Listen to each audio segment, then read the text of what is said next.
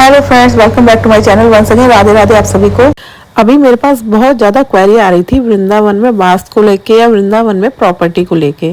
तो आज मैं आपको पूरे वृंदावन के लाइव दर्शन कराऊंगी, साथ के साथ आपको बताऊंगी प्रॉपर्टी के बारे में, और एक दो जगह मैं आपको ऐसे दिखाऊंगी भी जहाँ आपको प्रॉपर्टी की कुछ चीज़ें समझ में आए और वृंदावन के बारे में कुछ चीज़ें आपको समझ में आए। क्योंकि आज के टाइम पे बहुत सारे भक्त ऐसे हैं जो इस समय सिर्फ और सिर्फ वृंदावन वास करना चाहते हैं। और आपको पता है कि वृंदावन कोई मेट्रो सिटी नहीं है या कोई बहुत बड़ी सिटी नहीं है कि वहाँ पे सब लोग आगे बस सके। बहुत छोटा सा हमारा वृंदावन है और इस टाइम जितने भी भक्त हैं अगर आप उनसे पूछो तो सबको सिर्फ एक चीज़ चाहिए, वृंदावन वास।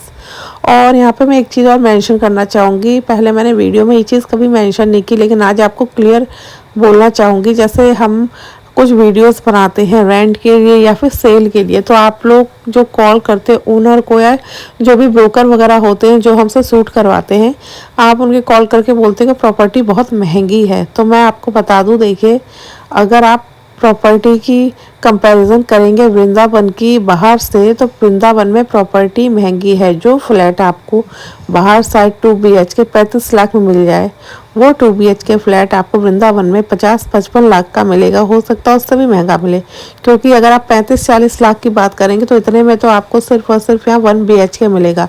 उसका रीज़न है क्योंकि प्रॉपर्टी जब भी कोई सेल आउट के लिए आती है तो लेने वाले बहुत लोग हो जाते हैं और सबके वही दाम चल रहे हैं। और दूसरी चीज़ ये है कि सबको वृंदावन में, मेन वृंदावन में प्रॉपर्टी चाहिए।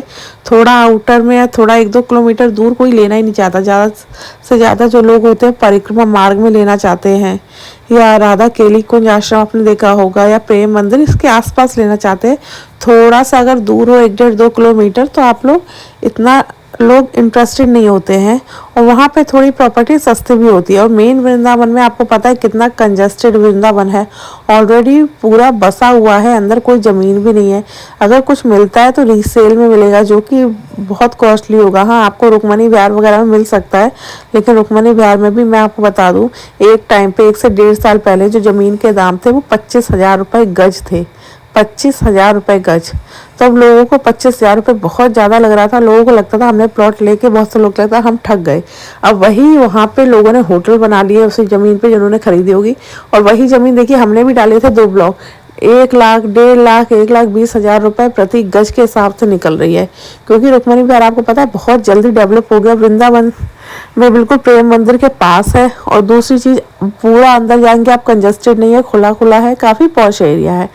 तो ये सारी चीज़ है वृंदावन में। तो वृंदावन में प्रॉपर्टी आपको महंगी मिलेगी। अगर हम बात करें किराए की, तो देखिए वृंदावन में आजकल क्या है ना, पहले किराए पे अच्छे से घर मिल जाते थे, अभी भी कुछ फ्लैट लोग देते हैं।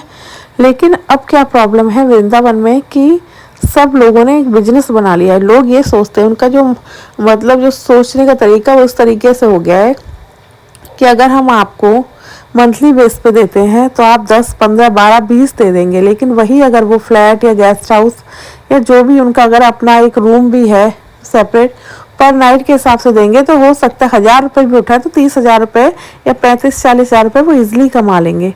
तो उनका ये क्या कहते हैं, माइंड इस चीज़ में सेट हो गया है। तो अगर आप जाएंगे ना तो वृंदावन में, जैसे आप मेन वृंदावन में लेना चाहे तो वहाँ पे वो मना कर देते हैं, किराए के लिए नहीं है। ओनर खुद भी मना कर देते हैं। उसका रीज़न है क्योंकि अगर रेंट पे देंगे तो उन्हें प्रॉफिट नहीं दिखता, उन्हें प्रॉफिट दिखता है पर डे के हिसाब से। तो इसलिए यहाँ रेंट भी बहुत ज़्यादा महंगा हो गया है। कुछ प्रॉपर्टीज़ ऐसी हैं जिनके ओनर बाहर रहते हैं और वृंदावन में प्रॉपर्टी है, वो इतना नहीं कर सकते कि रोज़ रोज़ क्या कहते हैं यहाँ पे पर नाइट के हिसाब से वो अपना उठाए।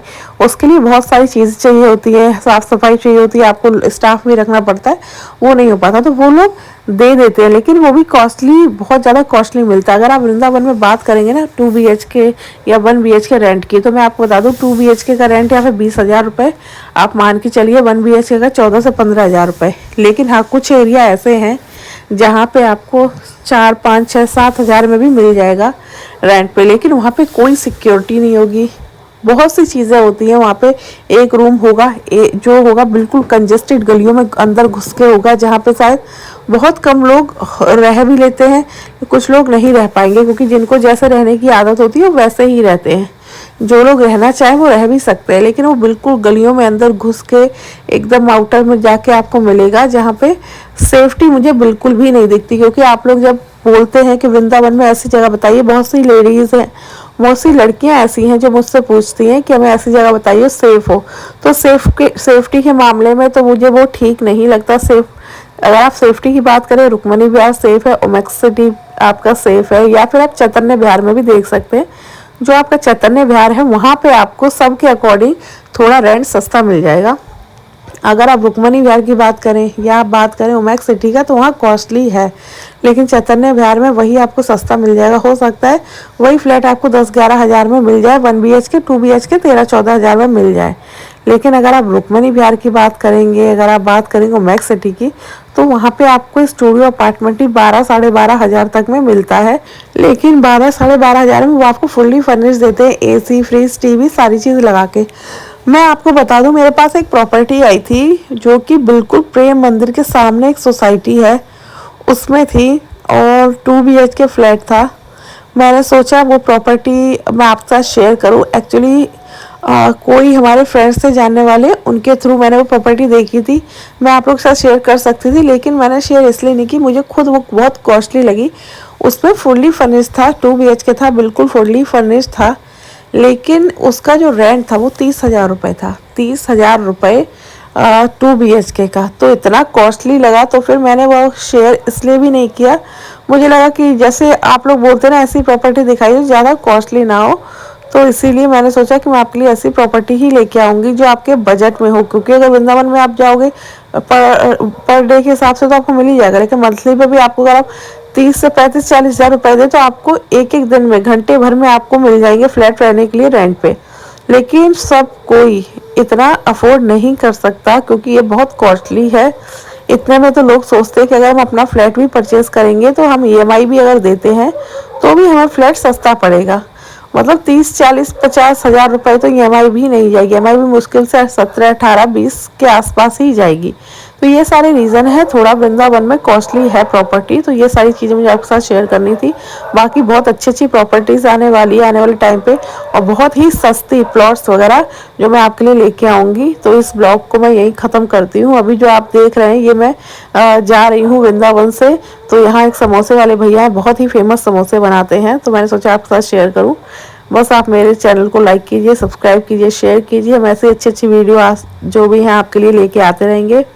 और आपका जो प्यार हमें मिलता है, हमें वाकई बहुत अच्छा लगता है। आपके कमेंट्स पढ़ के, आपकी राय सुन के, कुछ लोग कहते भी हैं कि ऐसा नहीं ऐसा, लेकिन ठीक है, सबकी अपनी सोच है। किसी को कोई चीज़ पसंद आती, किसी को नहीं आती। तो अभी के लिए राधे राधे।